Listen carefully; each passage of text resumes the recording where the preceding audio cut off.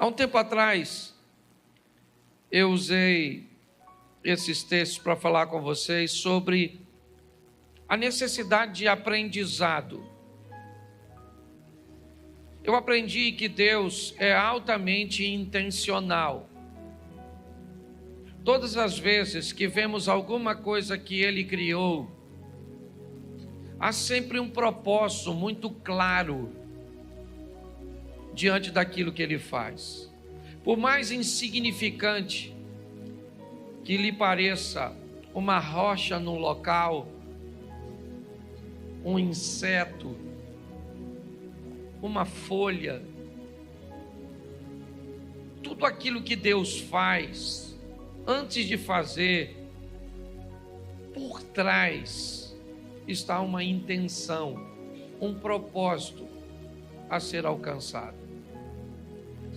Se nós entendemos que o êxito de Jesus ao passar por esta terra tinha a ver com a intenção daquilo que ele fazia, ele era alguém que não fazia nada por acaso, sempre atendia a uma agenda, um cronograma, e por isso ele obtinha sucesso.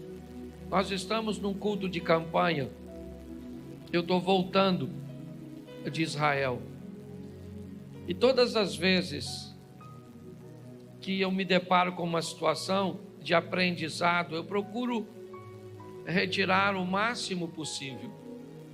E do guia que estava comigo, ele me disse algo, apesar de não ser cristão, ele me disse que o êxito de Jesus estava em sempre fazer as coisas para os outros. Basicamente, você só vai encontrar uma oração feita por Jesus em prol dele mesmo. Se possível for, aparte de mim este cálice. Todas as outras coisas que ele fazia, sempre estava focando outras pessoas. Até para seus algozes, aqueles que o estavam crucificando, ele diz: Pai, perdoa, porque eles não sabem o que fazem. Era sempre para curar alguém, para ressuscitar alguém, para libertar alguém, para mudar a vida de alguém, porque me parece que a receita do sucesso de um indivíduo é melhorar a vida do outro indivíduo.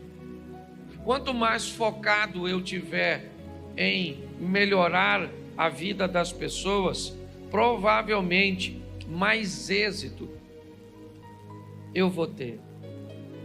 Quando eu olho para uma vida que só pensa em si mesmo, parece que ela está desconectada com Jesus, porque o propósito sempre foi o próximo.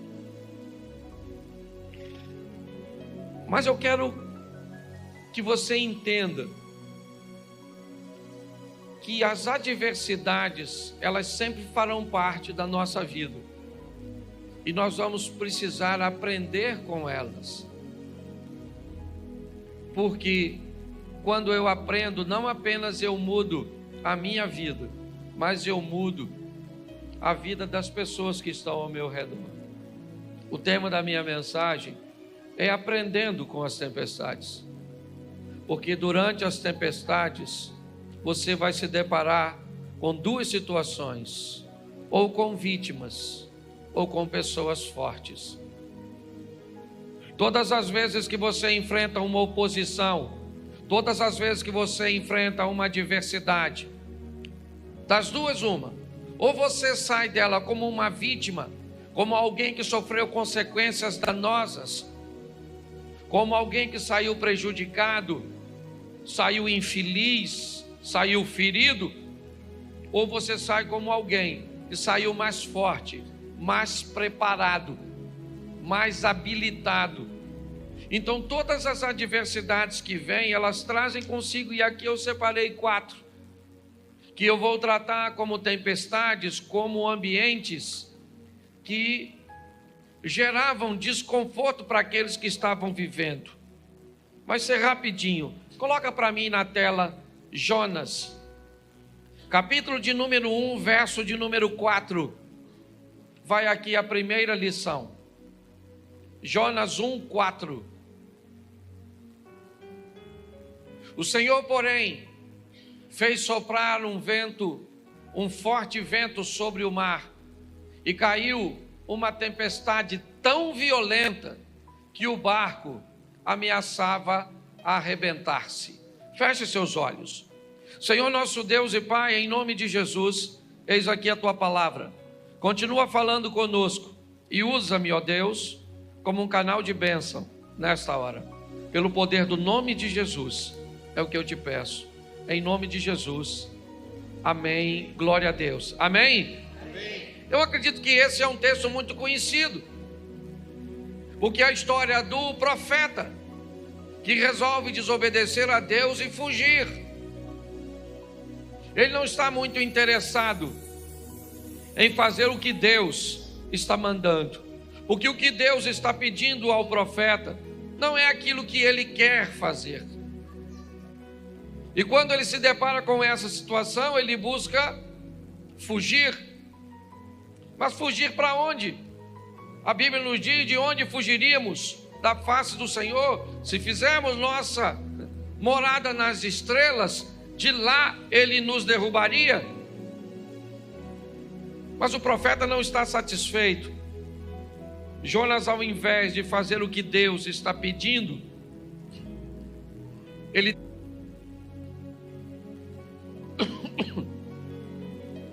Mas preste atenção. Todas as vezes que alguém resolve desobedecer, ele precisa estar preparado a lidar com as consequências da desobediência. O que normalmente nós temos tendência a chamar de castigo. Eu tenho falado isso muito para a igreja. Utilize as palavras certas, as colocações certas, e provavelmente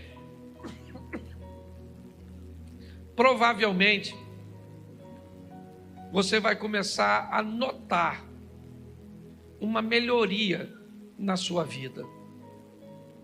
Quando você começa a se tornar responsável por aquilo que faz, quando você começa a entender que toda ação gera uma reação, você se torna mais cuidadoso.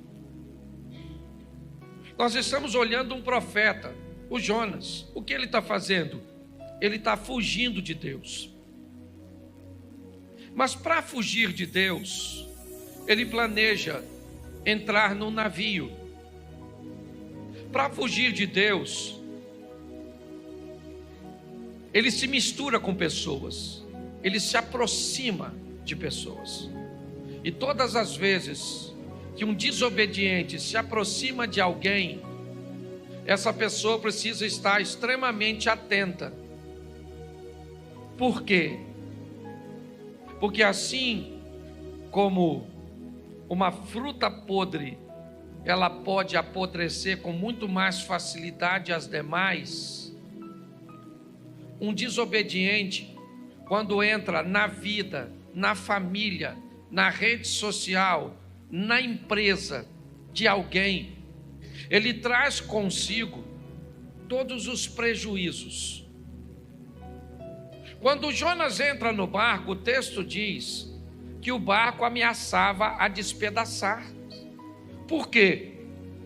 Porque esse camarada entrou. Então qual é a função da tempestade? Ela veio conversar com alguém daquele barco. Quem? O responsável. O que aquela crise veio é dizer para o responsável do navio: tem alguém dentro do seu barco que não deveria estar aí. E se você não tomar uma decisão de tirar esse indivíduo de dentro do seu barco, ele afunda. Quando nós vamos nos relacionar com alguém, é muito importante, principalmente se essa pessoa está vivendo crises, adversidades. Eu não estou dizendo para você se afastar dessas pessoas. Eu só estou dizendo para você buscar fazer uma leitura, porque aquilo está acontecendo. O capitão do navio, o navio é dele, ou pelo menos ele é o responsável. Ele tem toda a sua tripulação, ele tem toda a sua carga, ele tem todos os passageiros, inclusive um deles é Jonas.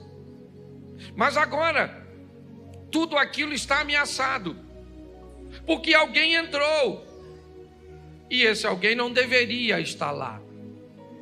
A tempestade veio, ela era violenta, ela está sacudindo o barco já está correndo o risco de naufragar. O capitão do navio, então, ele é responsável, e ele então começa a procurar. Ele começa a buscar provavelmente alguma coisa que ele possa jogar fora. E a primeira coisa que ele viu, a carga. Se eu jogo a carga fora, eu deixo o navio mais leve. Se eu deixo o navio mais leve, a probabilidade dele afundar diminui. Eu dou mais flutuabilidade para ele. Então ele pega a carga e joga fora. Ele joga as malas fora. Ele joga tudo que ele pode jogar fora. Mas espera aí, pastor. O senhor não disse que o problema é Jonas? Pois é. Mas enquanto você não sabe o que precisa jogar fora, você corre o risco de jogar fora aquilo que não precisava jogar. Enquanto você não consegue descobrir o que é que está te levando para o fundo, o que é que está te prendendo, o que é que está te puxando para trás, o que é que está travando sua vida, você corre o risco de perder coisas que não precisa perder. Por que eu perdi a minha empresa? Não precisava perder. Por que eu perdi meu casamento? Não precisava ter perdido. Por que eu perdi meu filho? Não precisava ter perdido. Por que eu perdi isso? Por que eu perdi aquilo? Por que eu perdi aquilo outro? Porque no meio da crise, da tempestade, eu não consegui fazer a leitura correta. E eu não consegui remover da minha vida aquilo que estava me puxando para trás. E quando eu não faço isso, eu começo a perder coisas que eu não precisava perder. Ele jogou tudo fora. O barco está vazio, mas vai afundar. Quando de repente, ele vai no porão do navio e se depara com Jonas, um homem dormindo. Ele não sabe quem ele é. Ele simplesmente acorda e diz para ele o que está acontecendo. Vamos lá no convés, cara. Você não está notando que esse barco vai afundar? Vamos embora, vai clamar o seu Deus. E quando ele puxa Jonas para o convés, preste atenção, eu já falei isso aqui. Na maioria das vezes, queridos irmãos, o que vai nos levar para o fundo, nem sempre é notório, nem sempre está diante dos nossos olhos. Às vezes o que vai destruir nosso casamento é aquilo que está no porão, e não o que está no convés. Às vezes o que vai destruir as nossas finanças é aquilo que está no porão. Aquilo que vai travar a nossa intimidade com Deus é aquilo que seu pai fez, e ele já morreu, mas ficou aquilo no porão da sua alma, na escuridão, naquele lugarzinho úmido, que impede que o fogo do Espírito alcance por causa da umidade. Muitas pessoas não conseguem enxergar, porque não querem ir, talvez entrar nesse porão, trazer à lembrança novamente aquilo que te feriu. Não adianta mudar para um casamento novo se não corrigir a postura que acabou com o velho. Não adianta trocar de emprego, não adianta, não. Se não houver uma correção, se não houver uma mudança de postura. E muitas vezes as pessoas não conseguem entender. A crise chegou, o desemprego chegou, o problema chegou, o que ele é uma tempestade. E qual é a função? Denunciar. dizer para você: muda. Dizer para você: reveja seus valores, seus conceitos, reposicione-se. Mas não, pessoas mudam de ambiente, mas continuam com a mesma postura. A nossa proposta de recomeçar aqui como igreja não tem a ver. Desculpa que eu fiquei basicamente 11 dias falando todos os dias, 4, 5 vezes por dia. Por isso que a voz está assim, a garganta está desse jeito. Então, quando nós olhamos para essa situação, o que nós vemos? Uma tempestade. O que ela quer? Ela quer dizer para o capitão do navio: cara, joga Jonas fora, tira da sua vida isso. Isso o quê? Eu não sei. Eu sei o que eu tenho que jogar fora da minha vida. Aliás, tem coisas que eu nem sei. Eu preciso de uma revelação de Deus, de uma avaliação, para descobrir o que eu tenho, sabe? O que eu tenho que tirar da minha vida para esse desejo por esse tipo de coisa sair do meu coração? Quem é que eu preciso remover de meu ciclo de amizade que pode estar trazendo para mim esse tipo de comportamento? O que é que eu preciso trazer ou retirar do meu casamento para melhorar meu convívio com minha esposa?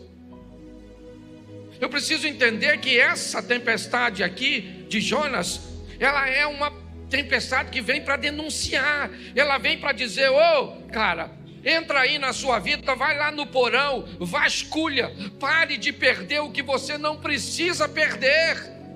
Pare de jogar fora o que você não precisa. Invista um pouco de tempo para vasculhar a sua vida à luz da palavra de Deus e descobrir quem participa, quem não participa, o que eu devo fazer, o que eu não devo fazer, porque muitas tempestades e crises têm apenas um propósito: denunciar. Tira, quanto mais rápido você tira. Presta atenção, cadê o Jonas? Joga o Jonas fora, a tempestade está aí, eu jogo ou não jogo? Presta atenção, o Jonas falou, o problema sou eu. Ele falou para o capitão, está no texto, depois você lê, mas ele não pulou. Porque ele poderia falar: gente, ó, o problema da tempestade sou eu, fica tranquilo que eu pulo. Mas não é função do problema sair da sua vida. É função sua dizer: eu não quero você aqui. Somos nós que temos que decidir. O capitão do navio fica com medo de jogar. É lógico que ele está com medo, ele está desconfortável. O que ele está pensando? Se a vida desse cara é tão preciosa para causar tudo isso, se eu jogo ele fora, corre o risco do barco afundar. Porque às vezes você fica com medo de terminar o namoro, porque já está numa idade avançada. Pastor, se eu termino, como é que eu arrumo outro? Ruim com ele, pior sem ele.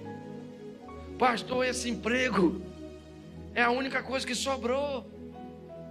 Pare de andar por segurança e comece a viver por fé. Entenda que Deus quer o seu melhor. Fale com ele: Senhor, quem é esse miserável do Jonas que está na minha vida? Troca o nome. Talvez não seja Jonas, seja Roberto, Antônio, sei lá. Eu não sei quem é a pessoa, eu não sei. Talvez seja o Cláudio, não eu. Quem é? Ah, pastor, meu pai. Seu pai? Sério, pastor. Sabe? Ele fez algo comigo que eu nunca esqueci. E por que ele não pede perdão? Porque morreu. Então não vai pedir mais. Então, pastor, mas eu não consigo esquecer. Então morre logo. Que você tira isso do seu coração, não tem jeito, gente. A postura dos outros não pode determinar a felicidade que você vai viver com Deus.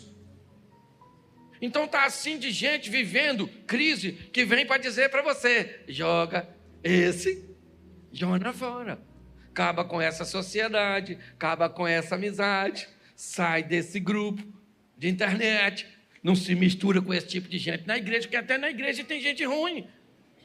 Não é você, mas tem. Tem um povo ruim. E eu gosto dessas mensagens de denúncia. Quando a crise vem, eu pergunto: quem é? Onde é que está? Fala comigo, Senhor, me ajuda.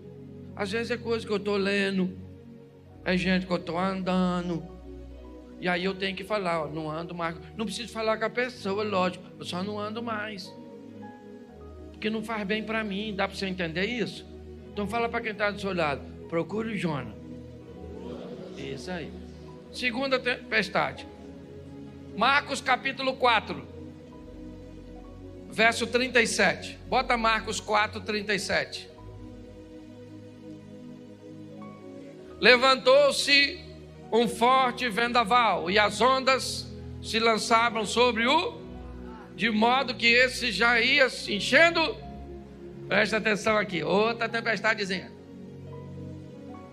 Que passagem é essa? É aquela que Jesus falou para os discípulos: vamos dar um pulinho lá do outro lado. Que ele vai lá em Decápolis libertar o malucão lá pelado, o gadareno. Lembra disso? Se não lembra, vai ler, porque está escrito aí. Não sou obrigado a falar tudo. Presta atenção, Jesus está indo, pegou seu discípulo e botou dentro do barco. O discípulo está pensando o quê? Beleza aí, Jesus está com a gente, moleza, hein? Moleza nada, que ele foi dormir. E o barco não era motor. E o discípulo: nossa, chamou a gente para ir, mas está deitadinho. Mas vamos embora. E quem é que vem? Tempestade. Se tem uma coisa que para crente é com fartura, é tempestade. Mal termina uma, já entra outra. Eu não. Parece que a gente vive num turbilhão, porque todas elas trazem consigo seus ensinar. A primeira tempestade vem como uma tempestade que vem denunciar. E essa agora não tem nada de denúncia. Jesus está lá quietinho, dormindo, e lá vem a tempestade. E sacode para lá, e sacode para cá, e balança para cá, e balança para lá. Um olhou para o outro e falou: nós vamos morrer nesse troço. E ele vai morrer dormindo, porque nem ver vai. Nós vamos morrer. Jesus disse assim, ó: passemos. E eles estão falando: vamos morrer. Qual é a diferença entre ele e nós? Nada. Ele diz que nós vamos, vem. Mas o que a gente diz? Está difícil, hein? Não, estou numa luta, menino. Tem gente que parece lutador de UFC. Quando não está lutando, está treinando. Mas é todo dia apanhando e machucando. Olha só, você está rindo, cuidado, pode estar rindo de tudo. Mas olha que coisa engraçada. Os discípulos estão lá, e de repente eles vão lá chamar Jesus. Ele falou: mestre, vou falar uma coisa para o senhor. Deu ruim. Porque olha só, nós vamos afundar. Está decidido. Nós vamos afundar. Jesus levantou, falou para o vento: cala a boca. Ô mar, menos. Marola. Piscina. O vento aquietou. Os caras que andavam por Jesus ficavam olhando um para o outro, falando assim: quem é esse? Muito prazer, Jesus. Estamos andando já há um tempão juntos. O que essa tempestade vem mostrar? O poder de quem anda com ele. É isso. Tem problema na nossa vida que só vem para tentar fazer com que nós venhamos descobrir quem é aquele que está no barco conosco. Porque Jesus disse: passemos. Ele não disse passe, ele disse: passemos, eu vou junto com vocês. O que pegar para vocês, pega para mim. Quem se levantar contra vocês, se levanta contra mim. É isso, eu vou estar com vocês. Tem tempestade, gente, que só vem para isso. E aí tem gente que perde tanta oportunidade de descobrir, porque fica com tanto medo, que não consegue ter a experiência de descobrir que aquele que está com você, aquele que está conosco, é maior do que tudo aquilo que nós vamos enfrentar. Tem tempestade que só vem para isso, só para mostrar o quão grande é o nosso Deus. A maioria delas fala sério, gente. É o mesmo motivo que Davi enfrentou Golias. Por que Davi enfrentou Golias? Sabe por quê?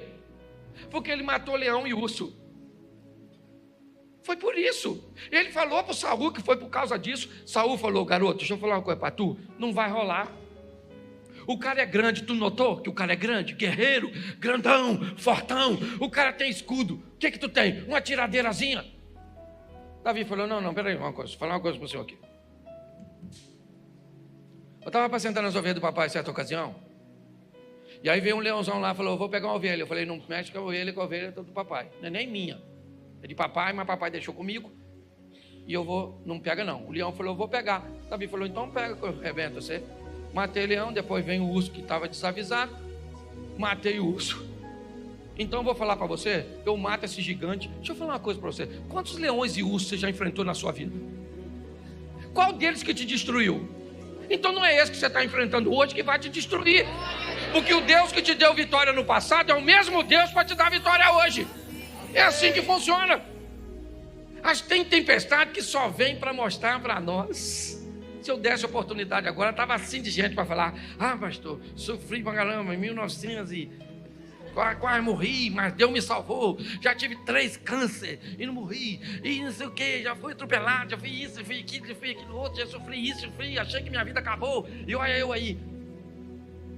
Porque tem tempestade que só vem para isso. Ela não vem para denunciar, não é porque você está em pecado, está fugindo. Às vezes você está maneiro. Olha, o discípulo estava lá. Jesus falou: vamos para o outro lado. Ele falou: claro. Mas o Jonas falou: não vou. E a tempestade do Jonas vem para denunciar. Tem desobediência aqui? Sim ou não? Sim ou não? Não nessa aqui do barquinho. Tem ou não? Então tem tempestade para obedientes também.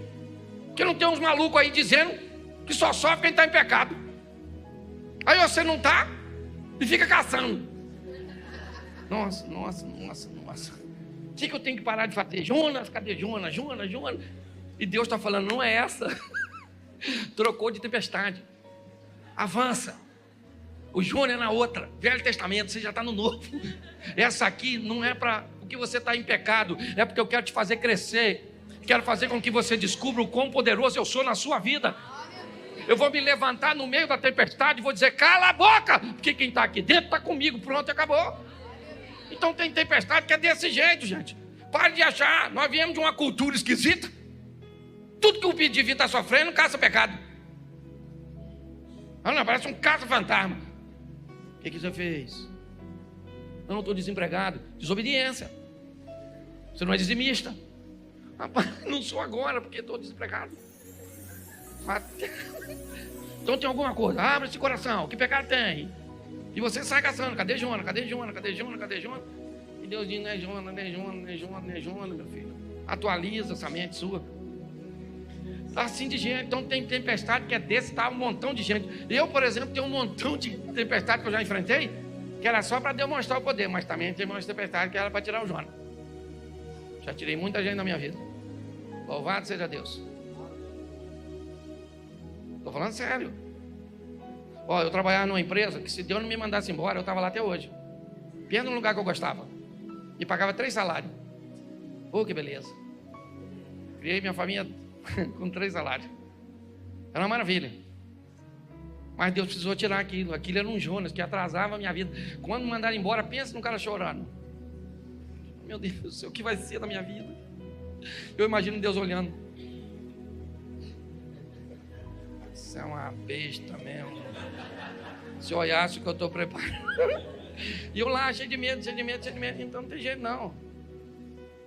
Tem que aprender com as tempestades, tem que aprender. Tempestade não vem só para desobediente, não. Os caras estavam lá, Jesus falou: vamos, ele falou: vou. E Jesus foi fazer o quê? Dormir. Não podia estar acordado. Que aí eles falavam logo lá: Jesus só mandou não havia a tempestade. Jesus falava de longe: raja fora. Mas não, a tempestade chegou e tal. E ele não acordou, devia estar todo molhado. Para mim ele estava acordado, estava fingindo. Para mim estava. Que se o barco já está enchendo, quase afundando, como é que ele vai estar dormindo? Eu imaginei ele lá. Alguém falou, acorda, Jesus. Só abriu o olho, falou, qual é? Hoje nós vamos morrer. Ele vai morrer nada. Espera um pouquinho que eu vou falar com você. Quem é o problema? O vento? Ô vento! Cala a boca. Ô mar, fica quietinho. E o discípulo lá, quem é esse? Que até tem gente 40 anos andando com Jesus. Quando Jesus faz alguma coisa, diz, quem é você? Nossa, eu sou um seu amigo novo. Acabei de chegar agora.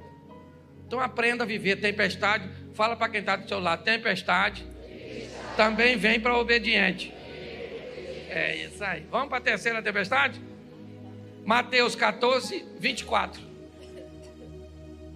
Isso não define muito uma tempestade, mas um ambiente bem inóspito. Mas o barco já estava a considerável distância da terra, fustigado pelas ondas, porque o vento, soprava contra. Presta atenção. Na tempestade anterior, Jesus disse, passemos para outra margem. Sim ou não? Nessa, agora Jesus falou, vão vocês que eu vou depois. Por isso que o texto diz que Jesus obrigou, compeliu, insistiu, mandou, porque os caras não estavam a fim de ir. Se da outra vez com ele foi ruim, agora sem ele, pastor, por que agora Jesus não vai? Porque é outra lição. Tem lugar que ele vai contigo, tem outra que ele diz, vai você, que eu vou depois, para ver o que você é capaz de fazer. Foram lá.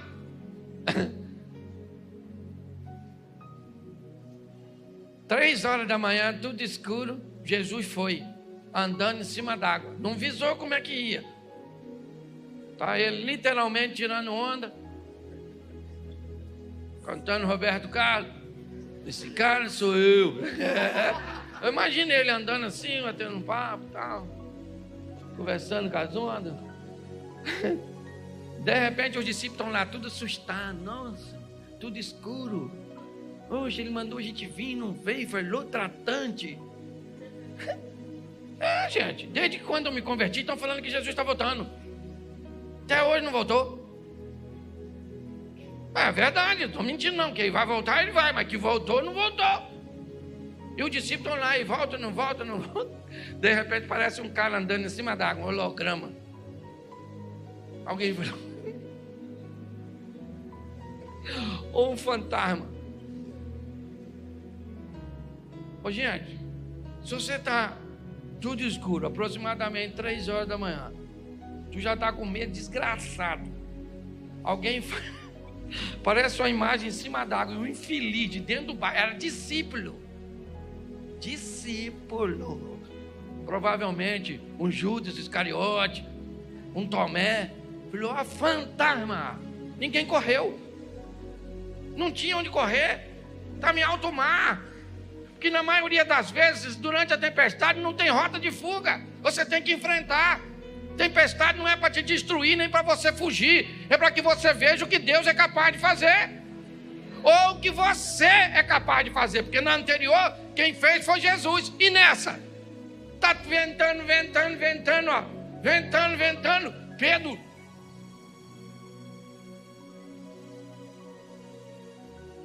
Aí, é Jesus mesmo? Pô, deixa eu andar em cima d'água.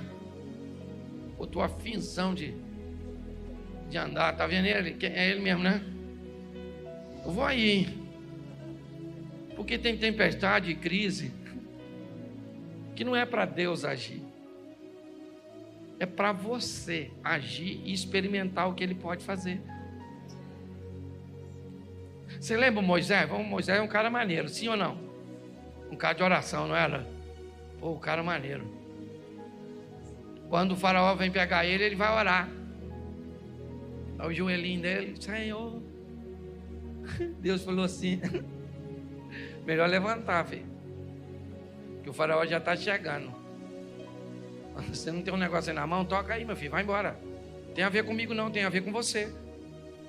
Muitas crises que nós estamos vivendo, elas só vêm porque Deus quer criar em nós um poder de reação. O que Deus está querendo dizer é, acorda, Pare de pedir para eu fazer alguma coisa, porque o que tem que fazer, eu já fiz, eu dei a garantia para você. Agora está na hora de você agir. Nós temos que entender isso. Essa é uma tempestade que vem para que Pedro, e eu gosto disso, porque ele é único. Tem 12 camaradas dentro do barco, mas só ele vai sair. Isso é bem legal. Talvez não seja muito agradável ver no meio de 12 discípulos apenas um ter coragem de olhar para aquela situação e dizer: isso é uma oportunidade que eu tenho de viver o sobrenatural. Eu vou andar sobre as águas, eu vou caminhar sobre elas. Mas e os outros? Não é problema meu. Eu sei que eu quero. Jesus, deixa eu andar sobre as águas. Jesus falou: vem, querido. Não faz sentido Jesus fazer isso, gente. O que tinha lá onde Jesus estava? Nada. Jesus está indo para onde? Para o barco. O que Jesus deveria ter falado para Pedro? Me espera aí que eu já estou indo. Não faz sentido você vir aqui, Pedro. Você quer vir aqui fazer o quê? Eu quero ir aí viver o sobrenatural e pronto. Eu quero experimentar isso. Gente, tem tempestade que vem na nossa vida só para que nós venhamos conseguir forças para tomarmos decisões que não tomaríamos. E pior, paramos de criar essa linha de uniformização, fazer o que todo mundo faz, pensar o que todo mundo pensa, porque o grande desafio de viver com Jesus é entender que ele foi um cara ordinário e um cara extraordinário. Essa foi a grande dificuldade do povo que viveu com ele naquela época e hoje. Durante 30 anos ele vive uma vida ordinária, comum. Quando ele chega em Caná da Galileia, ele faz um milagre e ali começa a nascer um Jesus extraordinário. Alguém que fazia coisas que ninguém fazia, que agia como ninguém agia. Sabe qual é o problema? O Jesus que a maioria das pessoas vivem é o ordinário, é o comum, é aquele que é filho de Maria, é filho de José, seus irmãos estão ali, morava naquela casa da esquina. Tem crise que vem para mostrar que nós podemos, através delas, ter as oportunidades de viver com Ele coisas extraordinárias.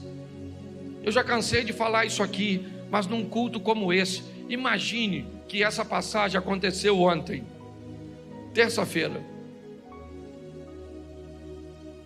e hoje o culto está acontecendo, e eu fosse um dos 11 discípulos que fiquei no barco, e eu diria para toda a igreja, dizia: gente, deixa eu falar uma coisa para vocês. Ontem eu estava no barco e eu vi 2 homens andando sobre as águas. Mas o Alexandre poderia se levantar aqui dentro da igreja e dizer: pastor, empresta o microfone. E ele poderia dizer: gente, só para ficar registrado, um dos 2 homens era eu. Fui eu que saí junto com Jesus. Porque quem fica no barco só conta milagres a respeito dos outros, e quem sai do barco conta milagres a respeito de si mesmo. A questão é quem você quer ser. É isso. É a hora de agir. Todos estavam com medo, inclusive Pedro. Não foi fácil. Pastor, como é que o senhor disse que ele está com medo se ele saiu? Ele esboça isso quando está chegando, ele começa a afundar. Jesus disse para ele: homem de pouca fé, segura aqui. Então a terceira tempestade, ela vem como uma oportunidade de nós fazermos. A primeira é uma que denuncia, joga fora aquilo que está te levando para o fundo. A segunda é aquela que te dá a oportunidade de ver Deus agir a seu respeito. A terceira é aquela que dá a oportunidade de você agir a seu respeito. É assim. E agora a última é Atos dos Apóstolos. E eu deixei a pior por último. Capítulo 27, verso 18. E depois do 18, nós vamos ao 41 e o 44. Vamos ao 18 primeiro. No dia seguinte, sendo violentamente castigado pela tempestade, começaram a lançar fora a carga, o mesmo padrão da primeira tempestade, trazer alívio. Coloca para mim o 41. Mas o navio encalhou num banco de areia, onde tocou o fundo. A proa encravou-se e ficou imóvel, e a popa foi quebrada violentamente das ondas, ou pelas ondas. Verso 44. Outros teriam que salvar-se em tábuas ou em pedaços do navio. Dessa forma, todos, quantos? Chegaram a salvo em? Presta atenção na quarta tempestade. Ela foi a que durou mais tempo. Nesse navio está o apóstolo Paulo. Fizeram manobras, esconderam-se atrás de ilhas, esperaram alguns dias para ver se a tempestade cessaria. Ela não cessou. Quando tentaram navegar um pouco mais, nós vimos que o navio encalhou e as ondas nele encalhado começaram a bater de uma tal forma que ele se rompeu. Bom, o navio do capitão, ele jogou Jonas e foi embora em direção a Tarsis, a Espanha. O barco de Marcos, capítulo 4, a partir do verso 35, Jesus repreende o vento e o mar e fica tudo certo. Mateus 14, a partir do 22, é a terceira tempestade, onde Pedro anda sobre as águas, e assim que Jesus pisa no barco, o vento vai embora. Mas a última tempestade não foi legal para o barco. Ele naufragou. Ele se despedaçou. Mas o texto diz que as pessoas que estavam no barco, presas aos destroços, conseguiram chegar na areia e ninguém morreu. A Bíblia está me dizendo que tem tempestades que não adianta jogar fora, que o Senhor não vai se levantar para acalmá-la, que não é a sua decisão assertiva que vai fazer ela passar, porque ela vai afundar. O barco vai afundar. O ente querido vai morrer. A empresa vai fechar. O casamento vai virar divórcio.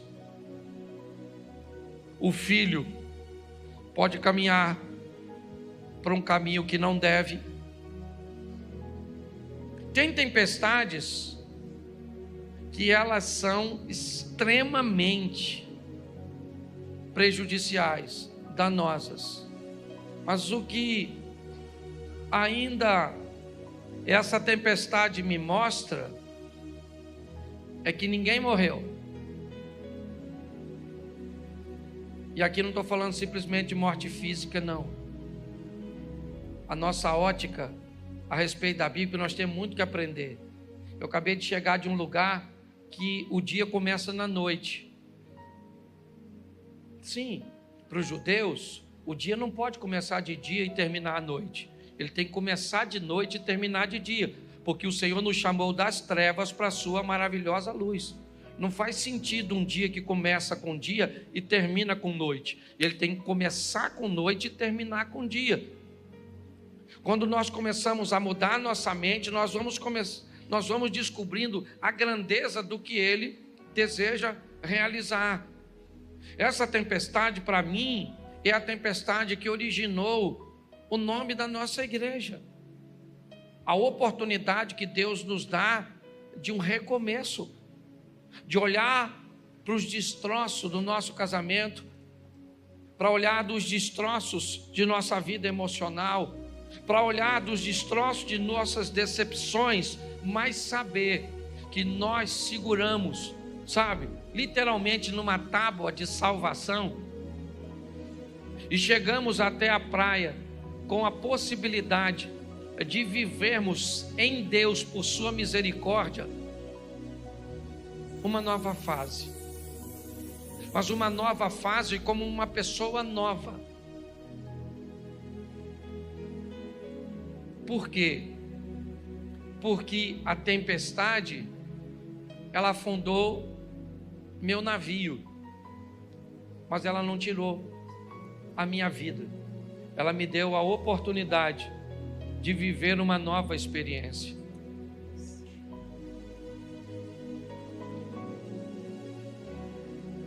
É muito importante nós entendermos isso. Uma nova oportunidade concedida, antes de ser aproveitada, irmãos, é preciso que faça uma revisão no que aconteceu para que nós vivenciássemos isso. Foi isso que tirou Ezequias do buraco. Por que é que nós estamos aqui? Porque nossos pais viraram as costas para Deus, apagaram a lâmpada, não queimaram incenso, nem ofereceram holocausto ao Deus de Israel. Agora eu estou resolvido a fazer uma aliança.